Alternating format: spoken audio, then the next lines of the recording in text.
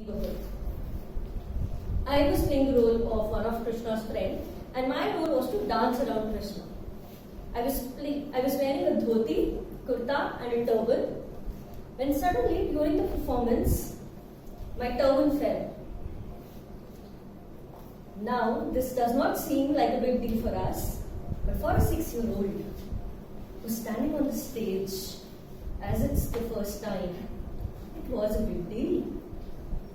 The stage fright was magnanimous. So I looked backstage frantically, trying to locate my teacher and ask her what to do now. And she gestured me to go on. Seeing no other option, I did. Later on that day, seeing the worry on my face, she told me an incident about her life where she forgot a dance step on stage even though she was the choreographer, just to make me feel how normal it was. But that day I learned one important lesson: not to be taken aback by embarrassment, but actually keep trying and moving ahead. Good morning, fellow Toastmasters, and thank you for listening to me on this beautiful Saturday morning. Embarrassment happens to all of us. We have all faced it. Sometimes it is as small as tripping over your heels while walking, and sometimes it is as big as forgetting what to say in front of a presentation, in the middle of a presentation. Sometimes it is as innocent as a child soiling his or her clothes during playing. Sometimes it is as idiotic as thinking of Prithviraj Chauhan as the country's president.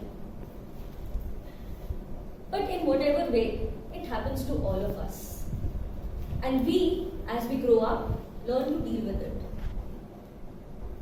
Neena Gupta, one of India's famous actresses, conceived a baby out of wedlock. The father was Sir Vivian Richards, a famous cricketer. And when this news came out, it was as if she was stuck for an embarrassment for life. Everybody judged her. Our society was not that progressive as it is today, but even today, if it would have happened, it would have become a huge ruckus. Her family left her, the industry judged her, there were news reports talking about her misconduct, and everybody expected her to abort the child because that is what she should have done to avoid the embarrassment. But she went ahead and defied the societal norms, and she decided to give birth to her child, who later on went on to become India's leading designers, Masaba Gupta, and is living a happy and healthy life. And she herself is still continuing to be one of the greatest actresses in today's industry.